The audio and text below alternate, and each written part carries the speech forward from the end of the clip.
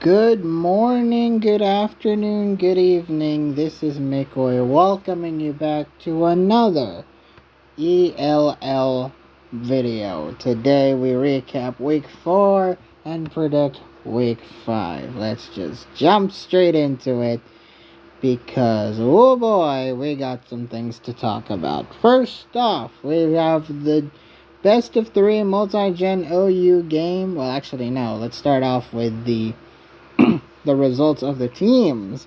We have the Urban Double tying this Radioactive Slagoo project, beginning with the best of 3 multi-gen OU. Starting off with Gen 8, we got Miyoko versus Hori.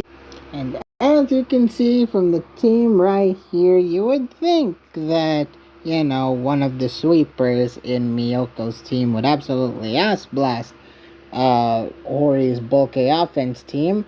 And you would be right, because we start off with Miyoko setting up rocks with Mew, only to be defogged by Lando, Mew getting sacked afterwards, and then lost the guard chomp to a Dragapult Draco Meteor. So you think, oh no, Miyoko has surely the disadvantage. The hazards are gone, and guard chomp has been taken care of. But no, Blacephalon was a Chad. First, beating the Heatran with a Spadef drop the first turn, and then a crit the next.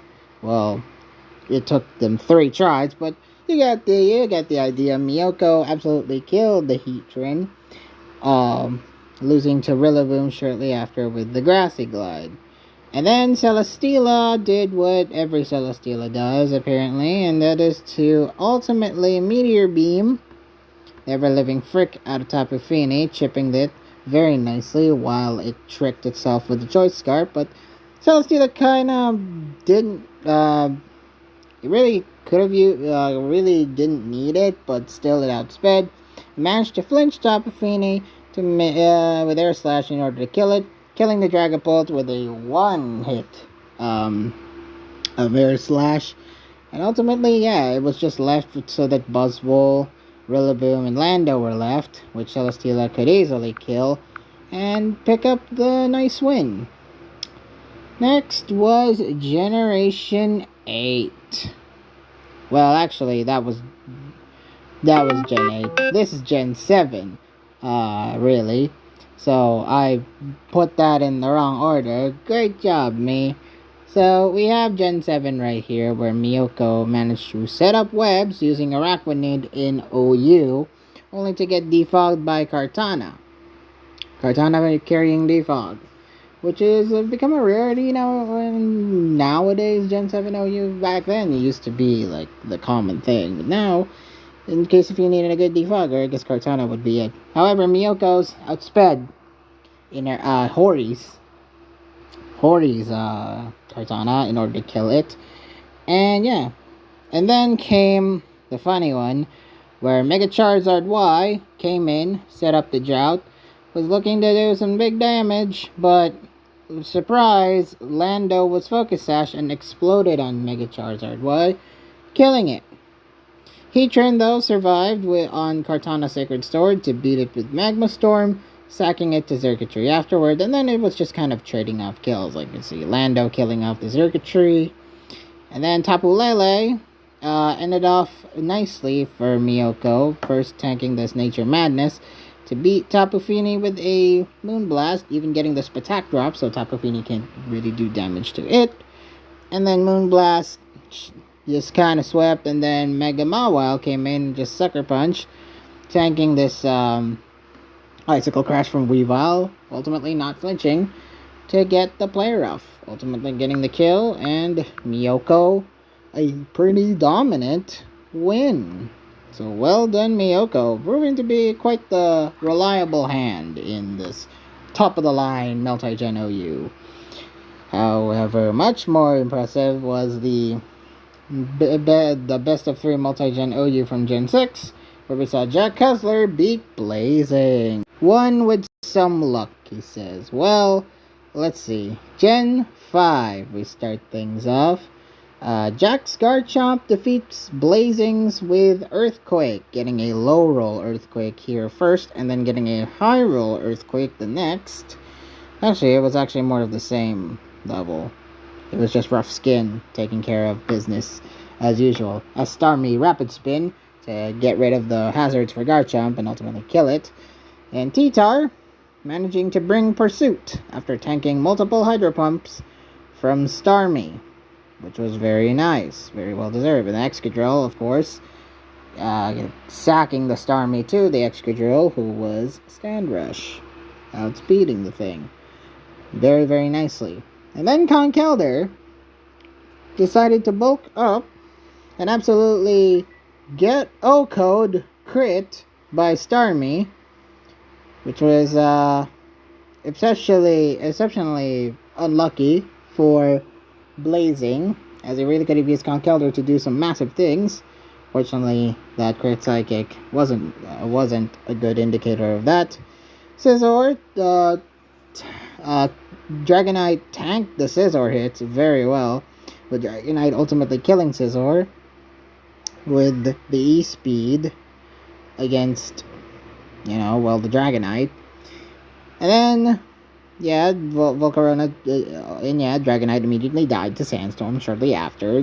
Thank you very much, you're welcome.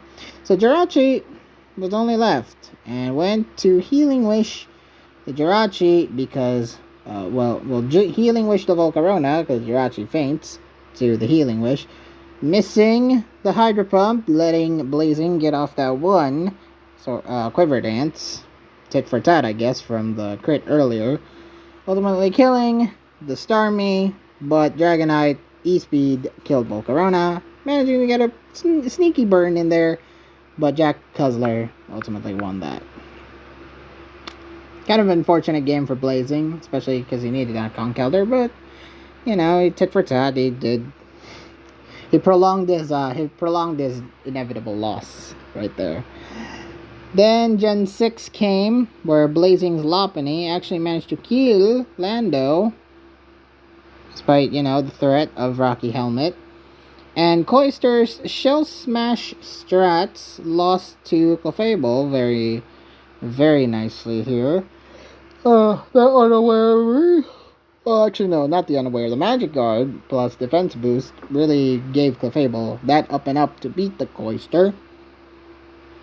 Then came Mega Alakazam's Psychic, which killed Clefable and Volcanion, before Serperior managed to do a funny crit killing Zapdos with first a Leaf Storm, and then a Hidden Power Ice to just absolutely blast Zapdos.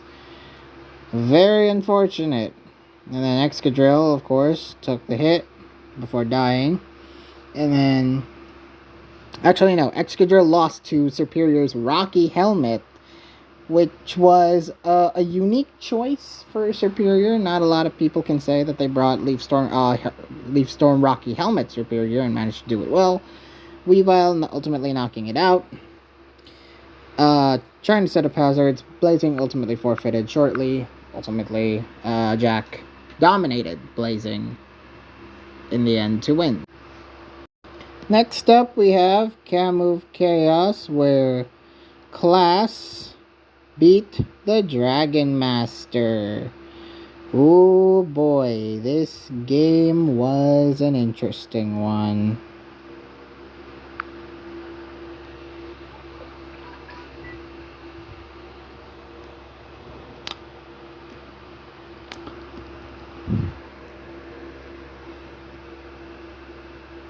Didn't really have too much notes for this one, but I am kind of impressed in what Advata's team is. It's not the tried and true standard stuff that you see in Kamove Chaos games.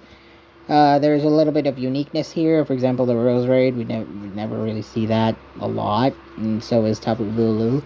Two grass types. Questionable choice, but what can you do? And then, of course, Advata building like he does. So first off, we have both setting up hazards all too well until Advata managed to Grassy Glide and kill the Deoxys with Tapu Bulu, which was very nice. Then Mega Pinsir exploded after Dragon Dancing and then boosting up with the King Gambit. Advatel lost his King Gambit right then and there, so that was an unfortunate little sack there. King Gambit could have proven to be a monster sucker puncher had it not died. Goldango set up with agility and nasty plot, tanking Tachyon Cutter from Zeraora in order to kill it with Moongeist Beam. Moongeist Beam Goldango just normally sounds threatening, but put it in Cam of Chaos, ugh, this thing's a monster. Being sacked to Rosary's Water Shuriken later. Then came Iron Bundle, who absolutely smack-dabbed Tapu Bulu with a nice Blood Moon after tanking its Grassy Glide very nicely. It was a crit, but did it really matter? Zeraora ultimately crit killed the Roserade with a knockoff. And Toxapex really tried and failed to beat Zeraora here. Yes, it tried to set up Stone Axe. Yes, it tried to do Clear Smog to get rid of the health, but Assault Vest was not only Assault Vest was knocked off, but Toxapex and Regirock, I don't think these two have the good amount of resources to be able to tank such hits from Zeraora, and ultimately it was a nice win for Class. An absolute dominant win by Class. IMO, he just brought the stronger team. Some concepts just don't work out.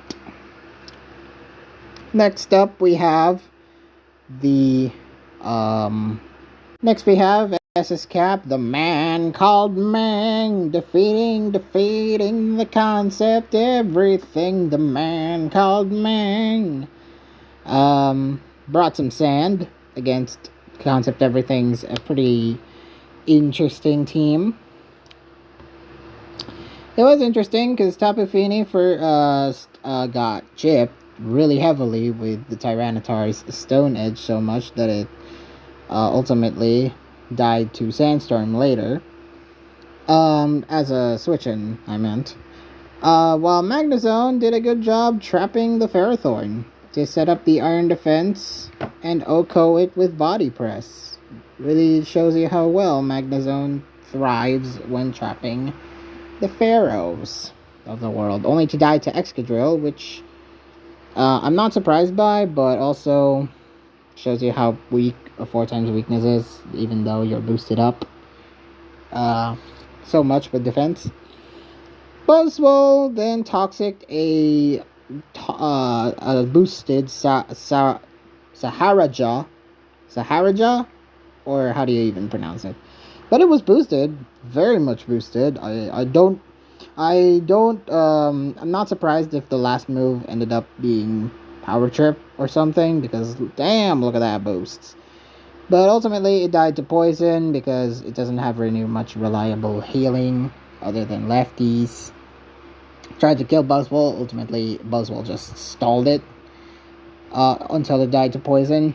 And Venomicon tried to boost up a lot, similar to the Saharaja, until Excadrill managed to get a lucky flinch right here, turn 23. Bam, flinch. Had Concept not get flinched there, it would have probably won. But Excadrill would have been a toughie because it was clearly faster.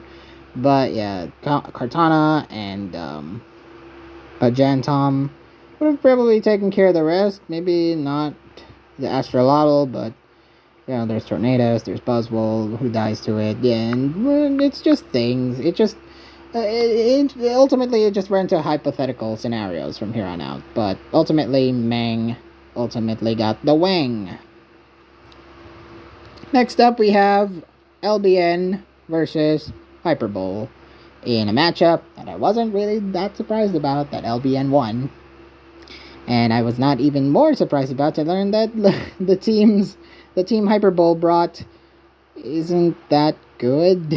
IMO. I thought LBN had the stronger team. He already won from matchup, but in terms of gameplay, I think it was pretty much decided. First off, the not bouncing back with the Xatu of the Toxic Spikes, where Nidoqueen is a premier Toxic Spike setter in Gen 7 RU. That's bad.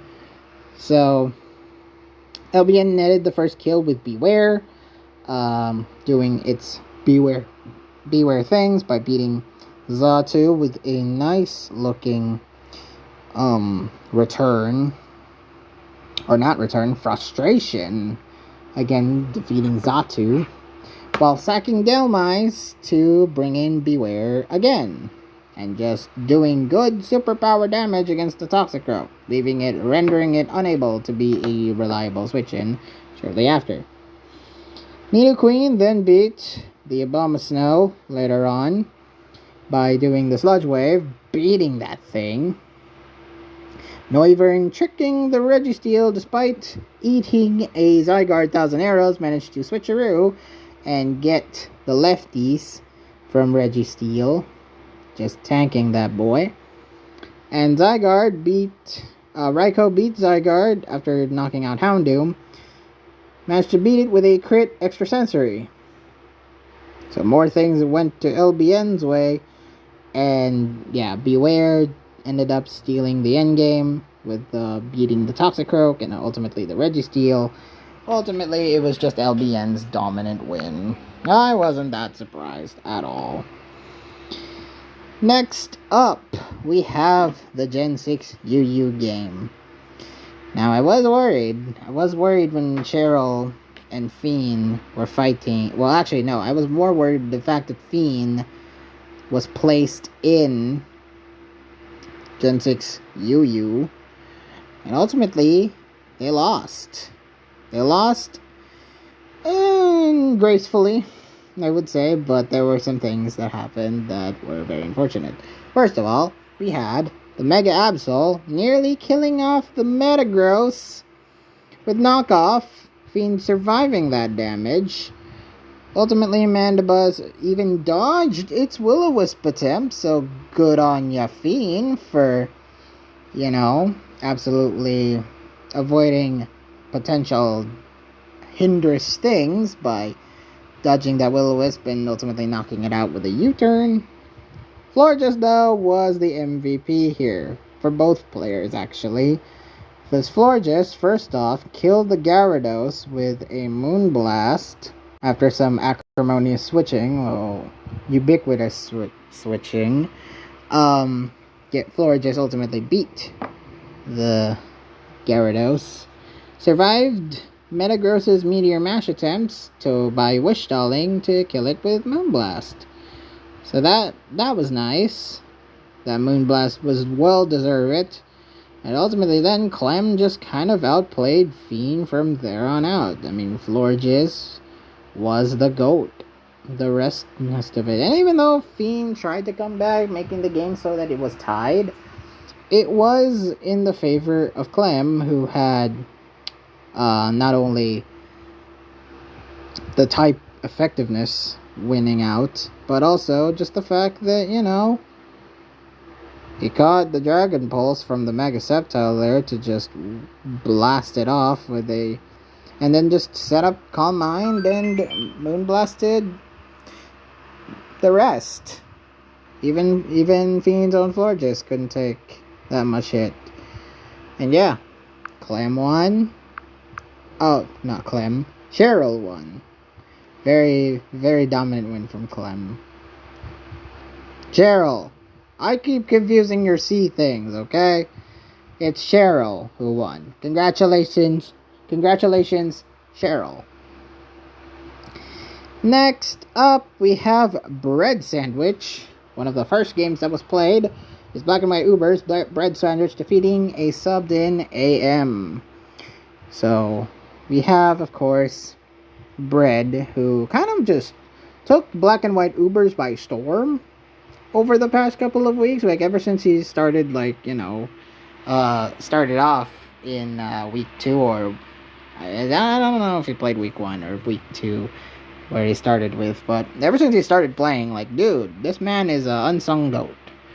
He started off, of course, with Cloyster, beating the Espeon, surviving Arceus' E-Speed to set up spikes before sacking to it. Groudon then set up rocks and phased Ho-Oh out. And this is the gen, of course, without heavy-duty boots, so it was gonna be an issue from then. Letting Terrakion kill this Ho-Oh kill this mofo with a close combat. Outspeeding it too, because it was Scarf. Very, very nice. Or choiced, I mean, not Scarf, just choiced. Lantias then, despite being paralyzed, beat the ever-living bejesus out of Groudon. And Blaziken ultimately, after trying with Arceus, ultimately failing, Blaziken ended up picking the scraps that Palkia chipped off with his attacks. Beat Palkia, beat the Arceus, and then Flare Blitzed the ever-living hell out of Genesect with Fire Gem and with Sun. So, that was strong. That was a strong win from Bread Sandwich. So, well done there. And then we come to probably my least favorite DPP series that has happened. The DPP 1v1 game between Ami and Kana Greninja. I was not a fan, personally, but hey, it's a good win for Ami when you see one. First of all, you got Swampert, who survived with a nice Endure Custap Berry strat to beat the Tutor with a Hydro Cannon. Are you sure, pal? Because I'm afraid that I might miss, but hey, good on ya. And then, yeah, Kana tried to go clever, tried to call the Swampert again, but this time Gyarados was met with a Zapdos, ultimately killed that with Thunderbolt.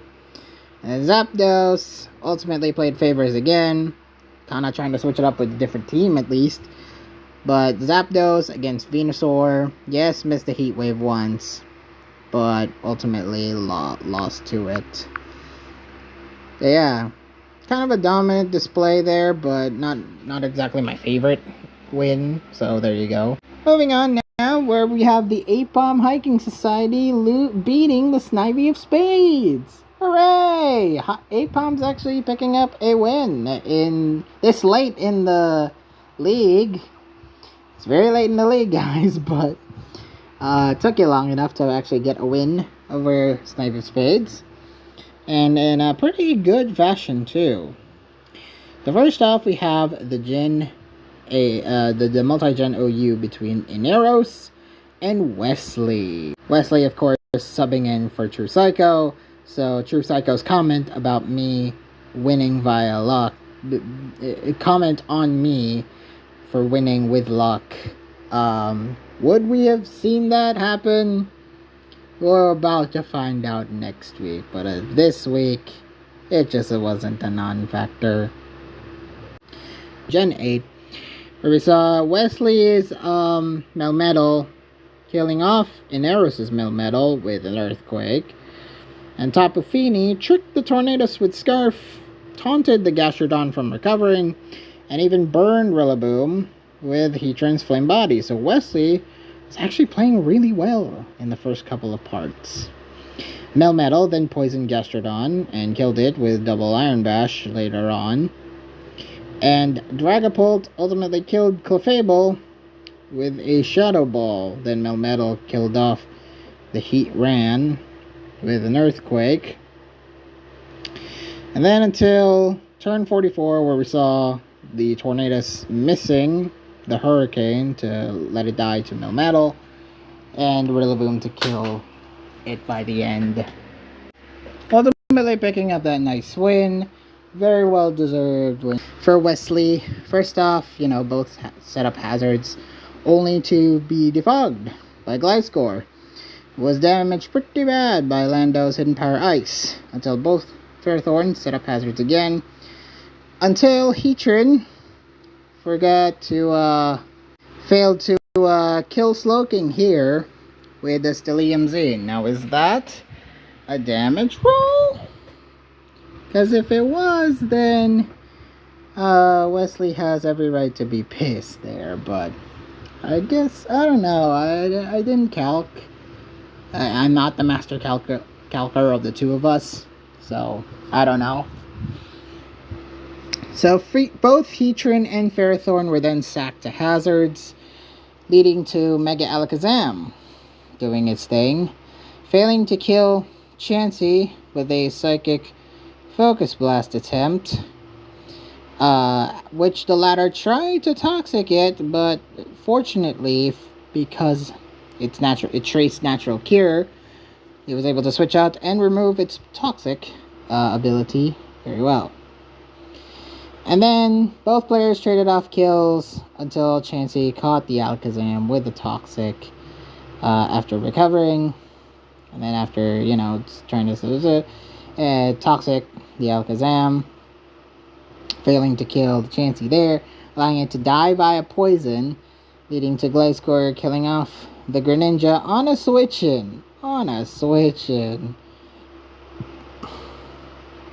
Ultimately forfeiting. GG. So Inaros won that, and then game 3, we saw Gen 9, and both players did fairly well here. Both set up rocks, and Lando was sacked to it, while Kirim kind of counteracted with by killing Hydrapple, and Darkrai burned King Gambit with Will-O-Wisp. A very sneaky Will-O-Wisp as well. Right here, a nice little Will-O-Wisp, and then ultimately. And then came Dragapult, who killed Tinkaton with a Shadow Ball. And then, here's the thing. So Kyurem freaking froze the Moltres. Thawing out, yes, in order to kill it with a thing. So that was a scary little thing. And if it didn't thaw out there, what would have happened before Wesley? Ultimately, Terranormal Gliscor killed the Cinderace with Facade. Dragapult ultimately was saved by the end and win. So this series wasn't as bad as I thought. I think Inaros definitely deserved the win. Maybe it should have gotten it too had the Gen 7 game went a bit better for Wesley, but hey, what can you do? Inaros played the Gen 7 game all that well. Too, so I can't really fault him. So there you go. Next up, we have Xing versus Dunox in the other best of 3 OU, this time held with Gen 5 first. Oh, this is that series, right? Alright, so first off we have Gen 4, where Dragonite netted the first kill by beating Breloom with extreme speed, absolutely killing that thing. It losing to Infernape via close combat. And then Heatran used Pass Berry to tank Starmie's Hydro Pump to beat it with Hidden Power Grass. It would be funny if it's Hidden Power Electric, but it must be Hidden Power Grass. But then Latias initially missed a Draco Meteor first and foremost. Because T-Tar dodged that Draco Meteor, it wasn't able to, switch back out, or at least comfortably kill Tyranitar, even though it could have lived at that range and maybe could have killed by then. Pursuit ultimately killed the Latias, and then it was left to T-Tar beating the Zapdos with Crunch in order to win. Game 2, we saw some funny things. Dunox stalled. Dunox stalled, a pretty anti-stallish kind of team. He said, gotta play that frickin' game 2 with a matchup in my favor, I felt like. I don't know. Stall just kind of wins against this team. I don't blame Dunox for trying to pick Stall. But yeah, Xing, I can't really say I agree with you in saying that this team could easily beat it, but I don't know. That's just my opinion. Chansey, of course, Poison Tornadoes, as you saw. Xing counteracted with Cofagrigus, setting up the toxic spikes to poison nearly everything in Dunox's team. And then came one of the most interesting turns in the series. After a good long while of these two just switching out, switching in, setting up hazards very nicely. Okay, I skipped it over, so you got spoiled by it. Turn 52. Skill swap Chansey against the Clefable. Normally, that would have been what? You would have been like, what? But it works. It works. It works with pretty much everything. I mean, Magic Guard Clefable, always a threat. And then Regen Tornadus, always a threat. Magic Guard Alakazam, even, always a threat. And even Cofagrigus, too. Like, there's so many things that Skill Swap Chansey was able to do it. And it just so happens we got to see it with against a Magic Guard Clefable. So it worked. Letting it be poisoned, and then preventing the poison on itself. Shing's Mega Alakazam, after, Skarmory set up defogged away the hazards again for another time. Shing's Mega Alakazam then critted Clefable, then killed Alakazam the next turn, taunting Hippowdon before dying to its Earthquake, which was fortunate. And then after Hippowdon died, Slowbro hit a crit Scald and burned Cofagrigus, while Shing sacked the Excadrill to let Weavile kill the Skarmory later. And then we saw Slowbro defeat Clefable via Psyshock, and Clefable survived Tornadus' Hurricanes to beat it with Moonblast. So yeah, it was a long game, and I did ramble quite a lot. But it was very unique, and, both of them have been playing very well in order to win the game. Shing held out for just long enough. And then Game 3 happened. And thus, Shing felt kind of vindicated here by bringing Sand Offense against Dunox's team. First off, Excadrill used the Rapid Spin to block hazards and Iron Flinch the hell out of Skarmory to death. Jesus Willikers. How much is that Skarmory? How much is that Skarmory not moving? Huh, Dunox? So, Excadrill then beat T-Tar because it's Excadrill. Subbing, of course, because that's just the set that Shing brought. And then critted Gastrodon to death with an Earthquake right about here. Yeah. Turn 54. Very unfortunate. And yeah, it was just Shing ultimately picking up the win. With Landorus beating Alakazam and T-Tar. Beating Reuniclus in order to win. You're trash for throwing this and still getting rewarded. I don't disagree with Dunox here. Next one is BBP versus the L-Taker in Cam of Chaos. Ooh, this game is a game, shall we say? First off, Ditto tried to copy Volcanion, failing to kill it though with a Sacred Fire. Now, was that a roll, I must ask? Deoxys, though, counteracted by just beating Reuniclus hard with a Sandsteer Storm. I mean, granted, I know, Deoxys has good special attack against friggin' Reuniclus, but still, that's a powerful ass Sandsteer Storm if I ever saw one. Megalotios then stole Deoxys' boots with Spectral Thief while Ditto counteracted it by beating the Slowking with Thunder Cage.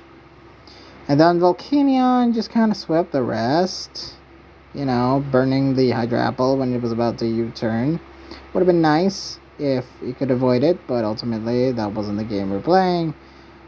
And yeah, BBP just kind of outplayed L-Taker here. I did not expect this, but such is the power of Cam of Chaos. and just the power of good motivated Camp of Chaos players doing the things that they do. And yeah, good win for BVP. For BVP, indeed. Improved his team, he says. Not improved, improved. Well done. Next up, we have Earthflax versus Dex. Last game in the series. Although it wasn't technically the last game. There was still one game remaining, but they ultimately didn't play. So this was the last game played. I just repeated myself. And it was Sun. Dex brought Sun. Earthflax killed the Sun. How? Well, first off, Clefable, despite being paralyzed, was able to paralyze Venusaur itself after missing the Thunder Wave. Hard. Knocking off its life orb before being sacked to it by a Weather Ball. And then Blacephalon just kind of swept again, just like we saw in the first game. Blacephalon subbed, boosted itself with Calm Mind, and just utterly swept Dex's team. Even Blaziken tried to close combat it to catch potentially a switch in, maybe. But yeah, Blacephalon was just too damn strong. CCing to no avail. Unwinnable, says Dex. I agree. Next up, we have Clem versus Notator in Usum RU. Usum RU was an interesting tier, and these two were interesting players. I got nothing to say. Actually, I do have things to say. First off, we have Seismitoad burning the Xatu, and then critting it. Letting it roost the next up. Shrugged off the Toxic attempt from Slowbro via refresh. Toxicroak then Sucker Punched the Xatu to eliminate it out of contention. Like that. What was it trying to do? U-turn or something? Or Slash Shock maybe? I don't know. But yeah. Flygon fell that. And then Slowbro, Toxic, then Necrozma. After dodging one, was able to Toxic one. Registeel ultimately killing the Donphan via the Seismic Toss after Toxicing it. And Incineroar and Yanmega kind of just fell at the end game. I mean, bam. And then bam. Winning the game for good old Clem. Clem the reliable hand beating Notator. Short but sweet. Next up is Oras UU, where Akeras defeated Ray. How? Look at these teams. It's real hyper offense versus, well, Bulk. Bulk and Aerodactyl and Mienshao and Hydreigon. What am I saying? So first off, we have Gligar poisoning the Galvantula and just ultimately just winning against Galvantula. Just, it set up webs and then shrugged off its energy balls despite getting a Spadef drop and just stalling it until Toxic. Crawdont responded though by absolutely killing the Jellicent after a knockoff did damage to its Colbert Berry. Gligar then poisoned Celebi and survived multiple leaf storms to kill it with Earthquake. I don't know why Ray decided to keep Celebi on instead of, switching to things like Nidoking or maybe even Aerodactyl.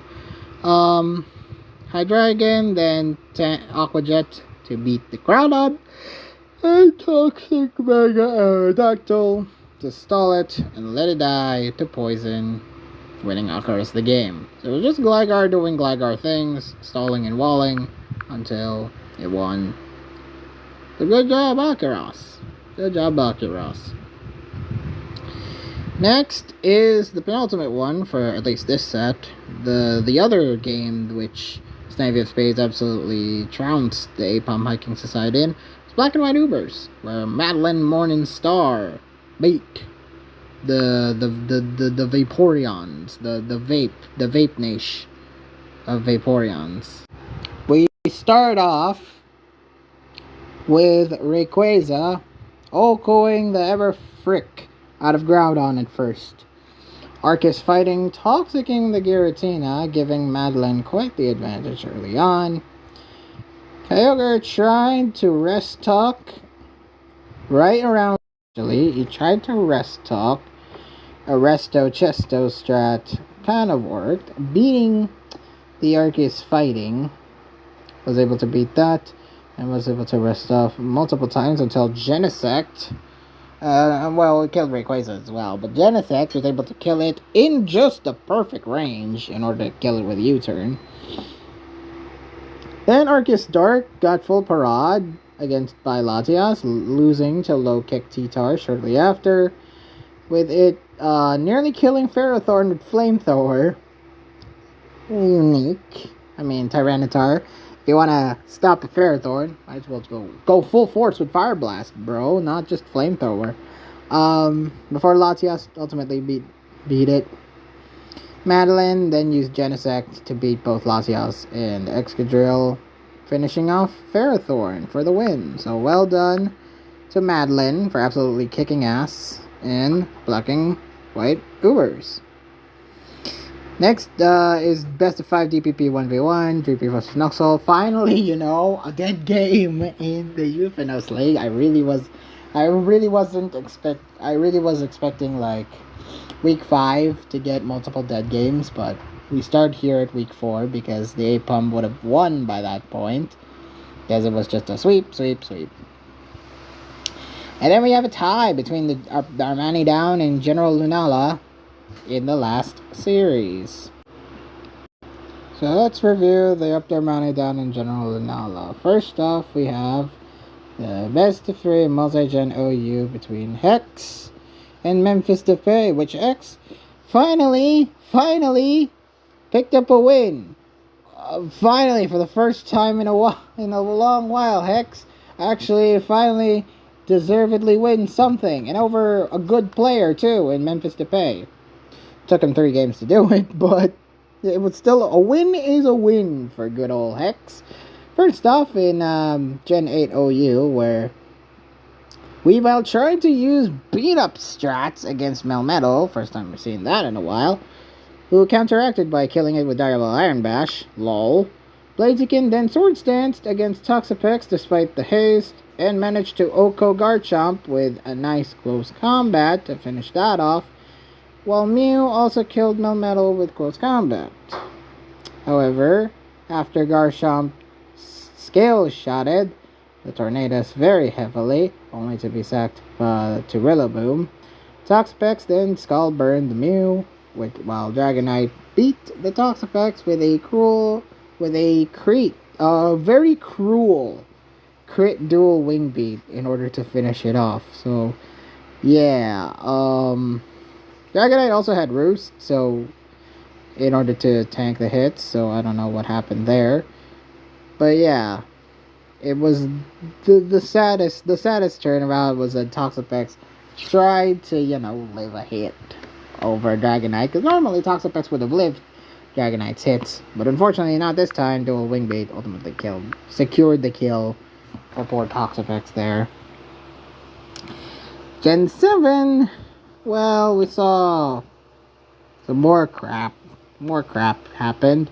First of all, we have Mega DNC bouncing off Seismitoad's rocks and Endeavor before being sacked to Scald, while Tornadus OHKO'd the Superior with Flyinium Z. Wow. The things that you use in this meta are jeez.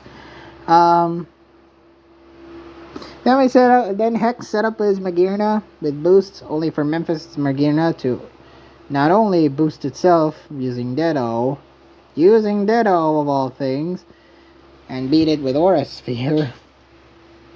So there's counter for counter there. And then Memphis just kind of used Mega Charizard X for the win. Not Mega-ing against Volcarona, which was the smart play. Get that quad resist done. I don't know. And yeah, ultimately just winning against Suicune with the Dragon Claw. And then winning against the Cresselia with another Dragon Claw, even with the paralysis. Yeah. So, well done there for taking it back. And then we saw Gen 9, where we saw Dragapult first burning the Tornadus with Will-O-Wisp. Tried to do Hex damage, but ultimately couldn't. Lando then killed the Great Tusk with a Earthquake and Rocky Helmet strat. Zamazenta then beat Lando with Crunch. And then did damage, very good damage, to Clefable with Heavy Slam before losing to its Moonblast. While Ogerpon killed the Raging Bolt via Ivy Cudgel. After Ogerpon, though, killed the Clefable right around here, as it tried to do some hacks things. Sacked to Roaring Moon.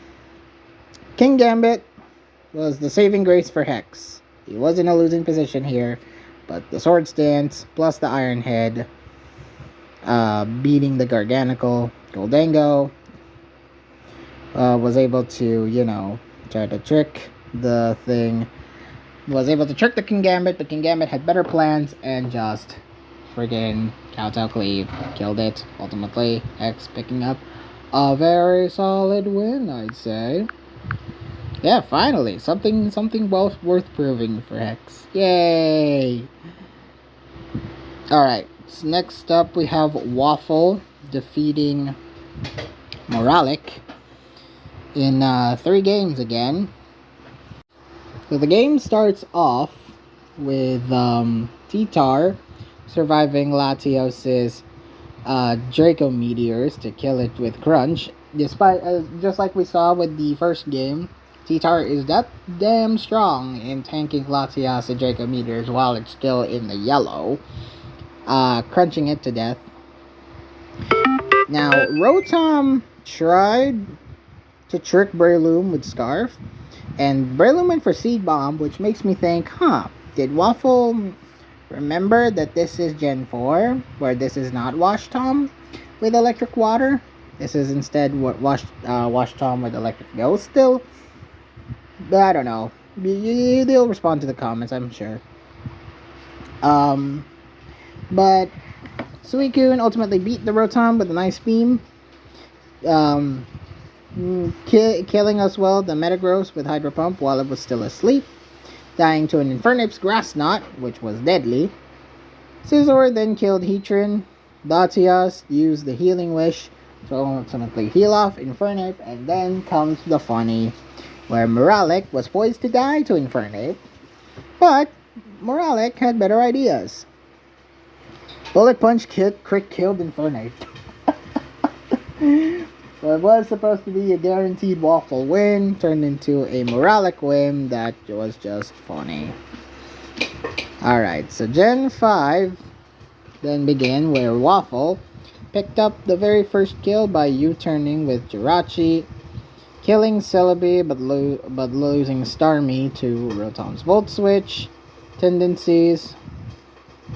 And then Waffle, but really should have won by a 2 here.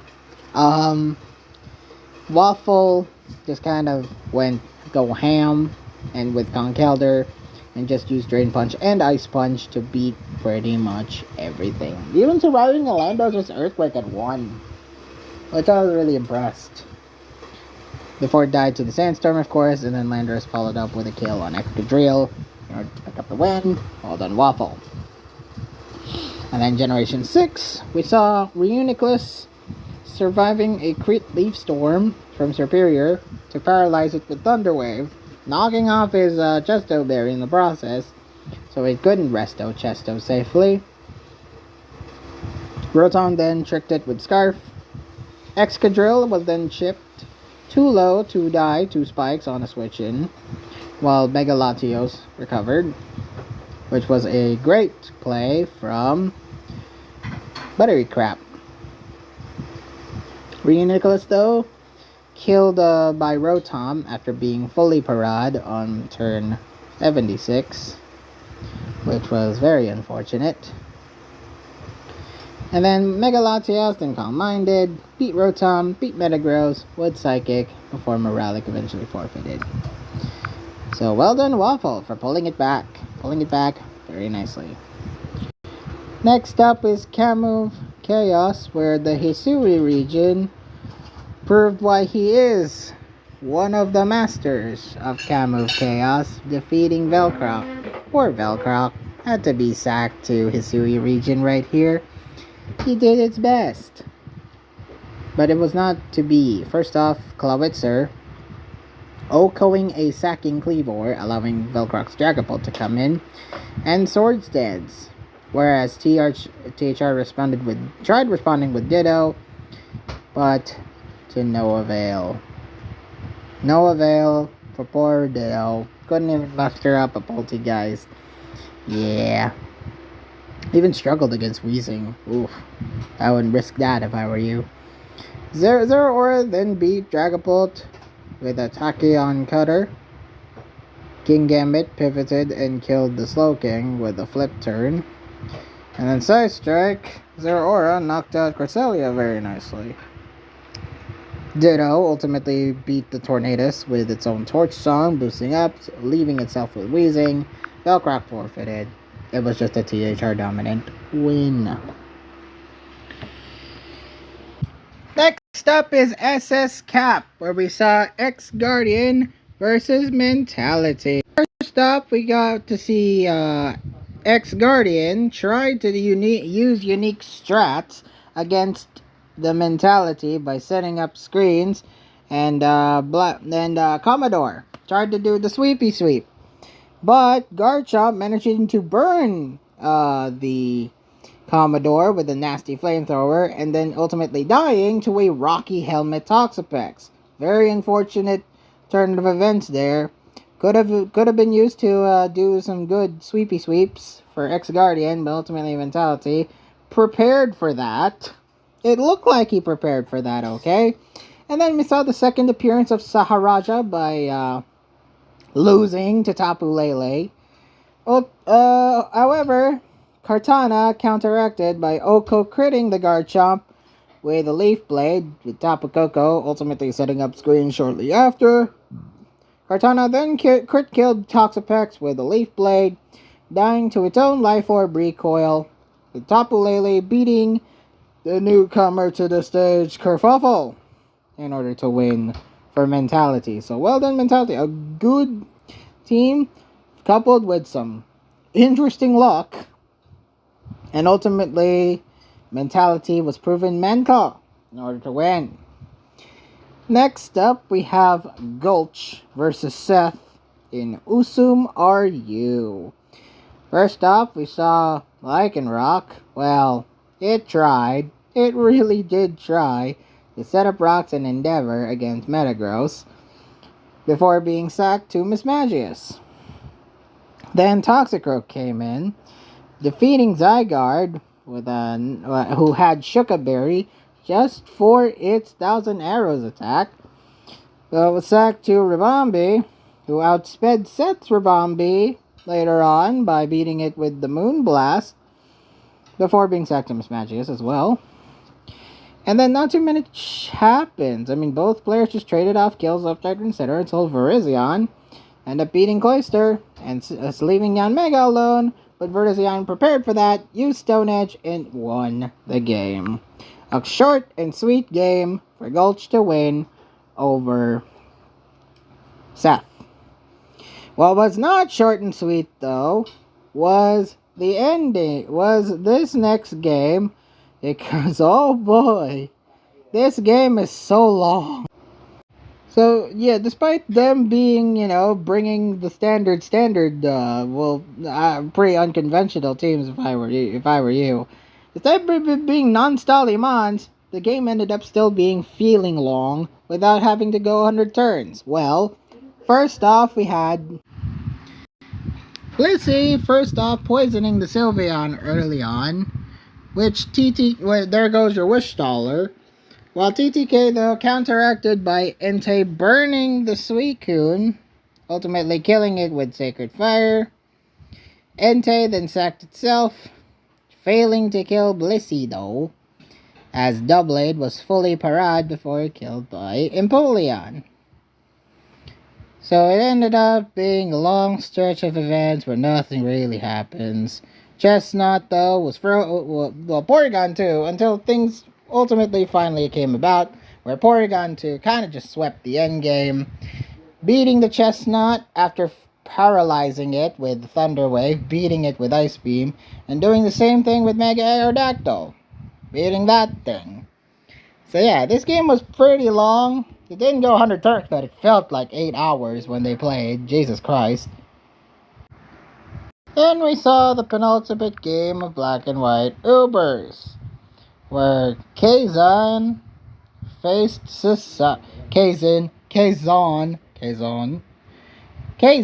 defeat Society in a pretty, well, I would say pretty short game, but it's still Black and White Ubers, though. I actually don't have too much notes for this. Like, Groudon used Ground Gem to beat T-Tar with Earthquake. Then lived an Arceus Water's Grass Knot to paralyze it in return. So good use of their Groudon there. Setting rocks and chipping it before it died to Judgment. Arceus then subbed and Swords Danced against Kyogre. Then Genesect paralyzed Towel before getting fully paralyzed itself, losing to its Sacred Fire. Ho then finished off both Arceus and Rayquaza in the end for Kazan to win. Yes, even surviving a Dialga Thunder in order to low kick the ever-living hell out of Dialga there.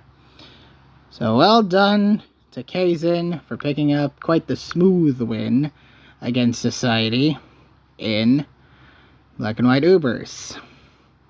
And then finally, the final game in the series where we saw DPP 1v1, Stravench actually picking up a win, defeating Burn. Finally, am I right? 4 games. It took only 4 games, but finally Stravench finally took a win over Burn in DPP 1v1. But Burn ultimately won the first game, though, in a pretty long DPP 1v1 game at that, in Game 1, where we saw Suicune and Celebi basically trap each other up. Suicune trying to do the pressure, freezing it at one point. Heal Block, though, Celebi, though, was smart in using Heal Block to prevent it from, doing the rest talk or doing whatever it takes to beat the Celebi, subbed it and stalled in order to beat the Suicune, where Burn picking up a nice win. So you think, oh god, is Stravench gonna lose another series because it got outplayed in Game 1 in a very nice strat by Celebi? Not really. Stravench wasn't worried because Game 2 we saw Bronzong versus Mismagius. Bronzong got crit Shadow Balled by Mismagius, but things turned around, finally. Oak-hoing the Mismagius with payback. That was very nice. And Game 3, we saw Blissey versus T-Tar, which Blissey survived a Brick Break in order to beat it with counter. So the name of the game for Stravench is just Wacky Sets. Wacky Sets for the win. Game 4, we saw a much more defiant set here. Raikou beating the Porygon 2 with the Aura Sphere. And this was the day before Porygon 2 ever carried Eviolite. So well done to Stravench for finally picking up a win. Very nicely. Well done.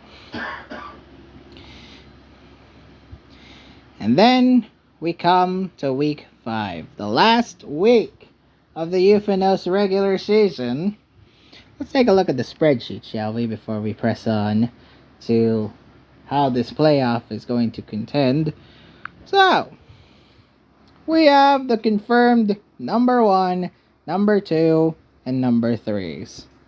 We have the Urban Double, the Radioactive Slagoo Project, and the Snivy of Spades. You guys are sitting very comfortably. Very, very comfortably.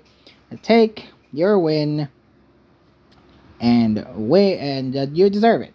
You guys deserve this win, and you're moving on to playoffs. However, we still need a fourth team for playoffs. And it comes down to the three people, the three teams with negative differentials. So it's either going to be Up Their Money Down, A-Pop Hiking Society, or General Lunala. Which, General Lunala, I don't think, well, if they manage to win at least 5 games, maybe they can secure a spot. But maybe I wouldn't count General Lunala out just yet. They still need to win over A-Pop Hiking Society. Well, they're facing each other in week 5, so whoever wins that may get a shot. But also, if Up Their Money Down can break off this differential to make them into a positive record at the end by beating the Radioactive Slidoo Project, then Up Their Money Down goes to playoffs.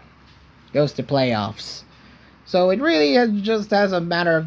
So it really, for the 3 bottom teams, A-Pop Hiking Society need to win their series. Both A-Poms and Lunalas need to win their series and make sure Up Their Money Down doesn't win their series over the Slagoos in order to move up the rankings in order to win. Or Up Their Money Down beats the lady. If Up Their Money Down wins against Radioactive Slagoo Project, then they move on to playoffs. So, or at least get decisive wins in order to win with 4th place, ultimately winning 4th place. So it really is all to play for the bottom 3 teams. So let's see what happens. Then there we go. The last predictions of the regular season. First off, we have the General Lunala versus A-Pop Hiking Society. So this is a very crucial week for both of them. You need either a dominant win or a close enough win, and just make sure Up Their Money Down doesn't win in order to, well, win. So don't expect a tie. I will... But if this is a tie, both teams are out, so they need this win. So first off, we have the best of 3 multi-gen OU. We got Memphis Depay versus Ineros. Memphis Depay has looked stronger over the past couple of weeks, as opposed to Ineros, who's been playing up and down over the course of 4 weeks. Memphis Depay, though, looks stronger every time they win, but if they lose, they look pretty good in defeat. So this should be pretty easy. I'm going for Memphis Depay.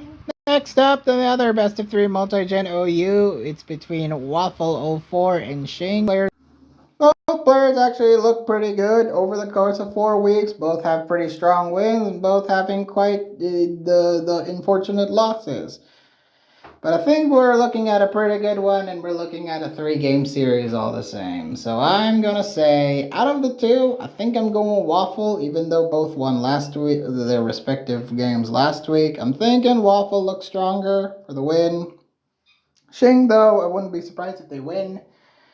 Despite even getting some lucky team choices over last week, but ultimately it just got to come down to prep, and I think Waffle has the better prep of the 2, so I'm going Waffle. Next up, we have SV Cam of Chaos, where we got probably one of the more hype games of the series, where we got the Hisui region versus Bandit Body Press in Cam of Chaos. It's just both of them look pretty good. They've had some pretty strong wins, but also had some pretty embarrassing defeats, both of them. So, as much as I would like to go for Hisui region, I think BBP's got him. Even though, granted, Hisui region is making up for lost time after the shitfest that he had over the course of TPP. He wants to make it up here in the Euphonos Legacy League. So, it's about to be a pretty good one, but I think I'm going with Bandit Body Press. Next up is SS Cap. We got Mentality versus Earth Flax. Both players looking pretty good. They've had decent performances over the past couple of weeks. I like Earth Flax's strats. I like Mentality's game more, though. So I'm thinking the stronger player here is mentality. Sorry, Earth Flax. Usum RU, we got Seth versus Notator. Seth has not had a pretty good BLT, wouldn't you say? Seth has had loss after loss after loss, and against Notator, I don't see them winning here, especially from the performances that they've had over the past couple of weeks. Notator only has lost really to Clam last week, but yeah, I just generally think Notator is the better player here. Next is Oras Yu. Oras Yu. Or is he Toy Time King versus Akiras? Well, Akiras has had a pretty good league so far. He's had some pretty good wins in Oras Yu specifically, and he's proved to be a very capable player here. I think Toy Time King's got him beat though. I think there's a ceiling above Akiras. No matter how good he is, I think Toy Time King and Bambadoro and Lyra are just a step above Akiras. Although Akiras is good, I just generally think Toy Time King's better. So I'm going to go for Toy Time King. Wouldn't be surprised if Akiras wins though. Next up is Black and White Ubers Society versus Vaporeons. Ooh. Vaporeons have not been impressed by in Black and White Ubers, not gonna lie. Having quite the crap record that he has. I don't think he has won a single match. Maybe he has won one, but the rest of the weeks I've seen him lose. And I've seen him lose quite badly. Society, though, didn't really fare much better, but he's had the stronger looks in defeat, as opposed to Vaporeon, so I guess I'm going with Society. This is a matchup I'm not really excited all that well, because I genuinely think both players have struggled a lot in this pool. So, yeah, I'm going to say Society, just out of seeing them as better than Vaporeons. And then we get to DPP 1v1, where we got Burn versus Dreepy. Kind of sad that Dreepy didn't play last week. I was hoping for a classic against Nuxel. But Burn, I don't think Burn has won a single match. But they are good. So I'm looking forward to see what happens with him. But I think Dreepy has had the stronger performances and has the better output of the two. So I think I'm going with Dreepy. Then we get to Radioactive Sagu Project versus Up Darmani Down. First off, we have the multi-gen OU travesty between PKCC and Meme Dose 46. I played Meme Dose 46 a bunch in tours. They are, I would say they're more C-tier player, if anything. And PKCC, I don't know much about them, but they seem experienced. I mean, they joined in 2018, so they must be good, right? Well, I don't know about that. I guess out of the two, I would say Meme Dose is the better player, so let's go for them. But this is a matchup I'm not particularly hyped about. Next is Best 3 Multi-Gen OU. We got Class versus Muralic. I was pretty surprised of how Muralic played. Yes, he got lucky in that Gen 4 game win over Waffle, but the rest, he did quite alright for himself. Meanwhile, Class likes to move tiers a lot, and this one I wouldn't mind them. They are second place, so they can just slot whoever they want. But still, if they want to look strong, I guess Muralic. Muralic's good. I'm not gonna discredit Muralic at all. They're a good player, but Class has been known to jump tiers a lot and do well. If given the right support, they'll probably do well here. So I think I'm going with Class here. Yeah, I'm actually going with the jumpy tier man himself in Class. Next up, we have Camu Chaos, King Griffin versus Velcroc. First time we're seeing King Griffin compete, and they're up against Velcroc, who's had a very bad luck in this tier because after facing such big boys such as the Super Asian, Banded Body Press, and Ha Gamer, you'd think like Velcroc would pick up some wins. Well, actually, Class as well. He's struggled a lot, and maybe this is the time where he finally picks up a win. Because King Griffin, I've not seen them play, so I think I'm going the one that I have seen play and go for Velcroc. Next is SS Cap, where we saw Cheryl versus X Guardian. X Guardian got pretty unlucky in his matchup against Mentality and SS Cap. Cheryl proved that they can win, though. So I think just out of sheer stronger play, I think I'm going to go with Cheryl here. Just because I legit was not surprised that the performance that he did after beating Fiend, that I wouldn't be surprised if they take this one. RU LBN versus Gulch. First real test for LBN. He's had a pretty easy 2-0 record right now. But I think Gulch is going to be his first real test. Gulch is good. Gulch has been pretty good over the past couple of weeks in terms of success rate in ELL. And maybe they'll succeed. But we shall wait and see. But for now, I think I'm going to go with Gulch. Sorry, LBN. I kind of wanted you to pull off an upset here, but I think I'm going to go with the stronger of the two. If I do say so much, if I have to say who is better of the two, I'd have to say Gulch. So yeah, I think I'm going Gulch here. Oras UU, and one of the highlight matches of ELL, probably. Lyra versus Banbadoro. I'm quite excited for this one. Both players are really good in Oras UU. Lyra has had some strong wins. Banbadoro has been tanking.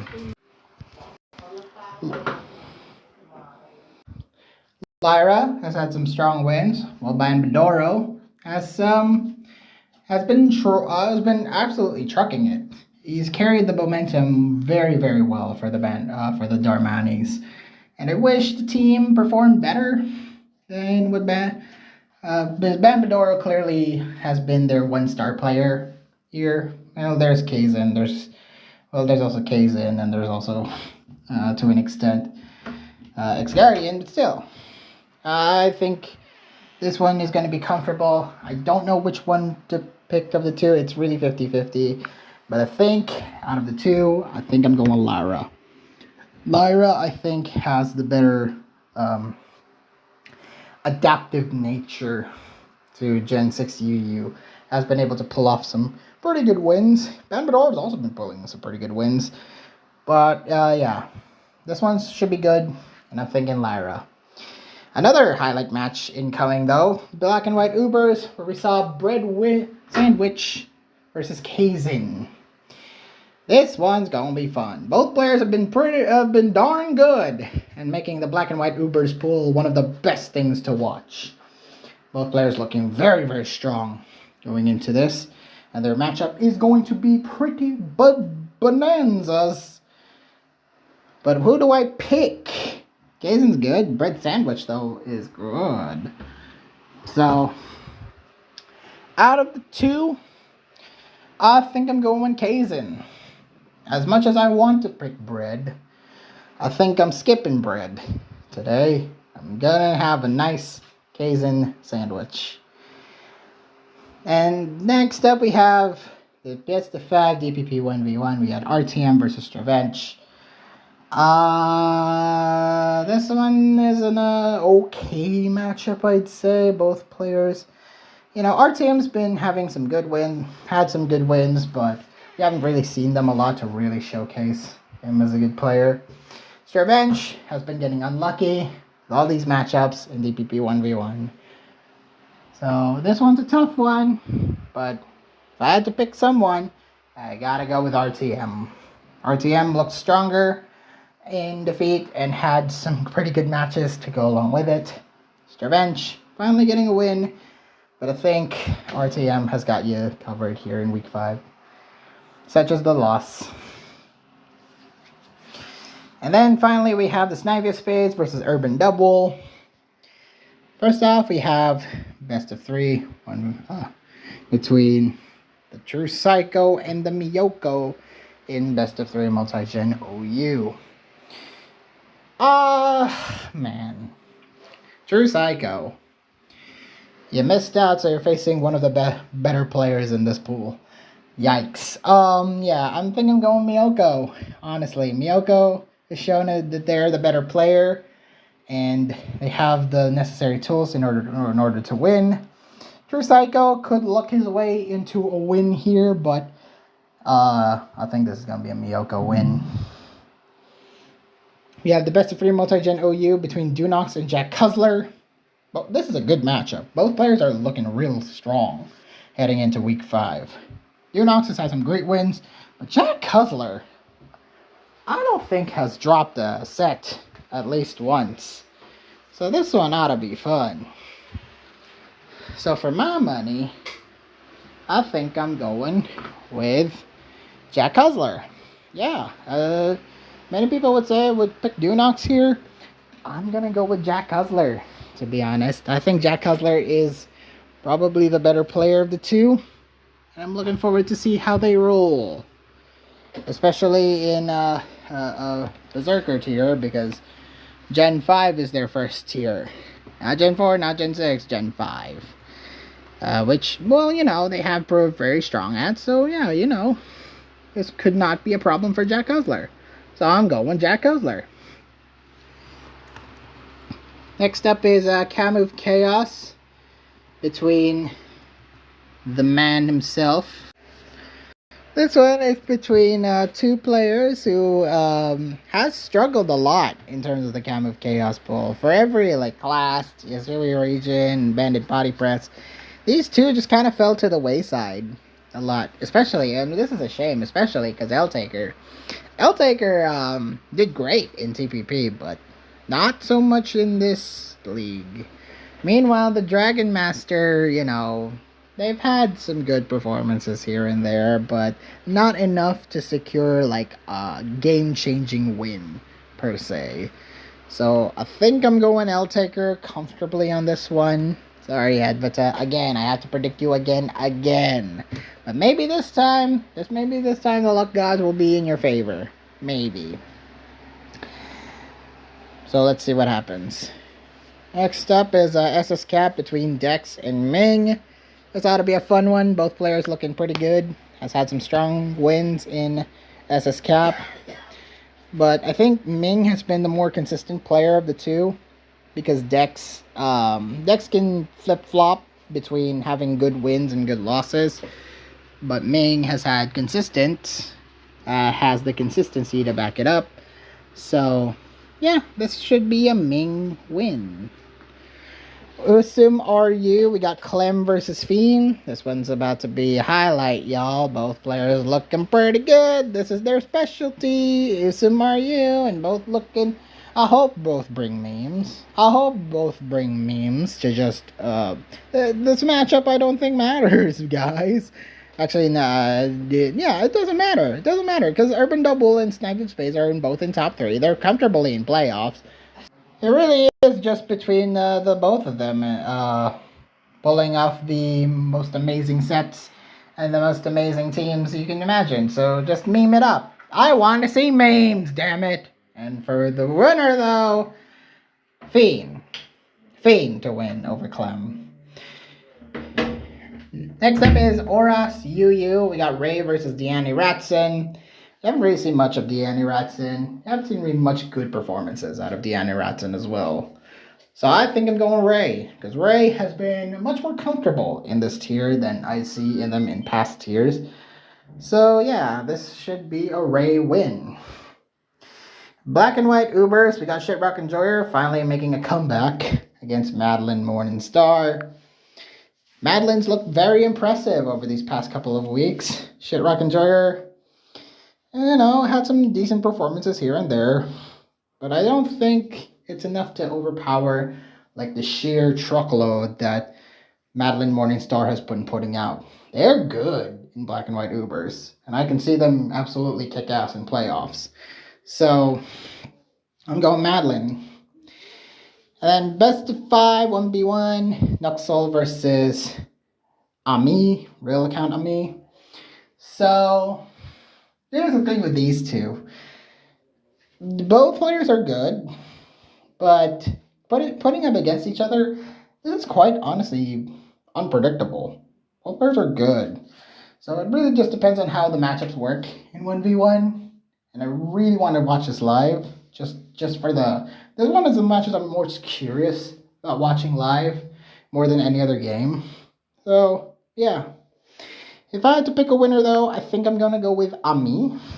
Because Nuxel, despite being good, they're not, their performances are not, well, the team choices are not as strong as like Ami's clear forward thinking. So I think I'm going with Ami. So there you go. There is my long and very winded. My voice is really about to wear out at this point. But there you go. There's my week 4 recap, week 5 matchup. Sorry if it's scuffed, but that's just how we roll. I'm producing content for you guys. Thank you all so much for watching. Please like this video, leave a comment, subscribe, click that notification bell so you won't miss a video once it comes out. And we'll see you next time. Week 5 recap and Sammy's predicts. Finally, less games to predict. So thank you guys so much for watching. This has been Mikoy, signing out.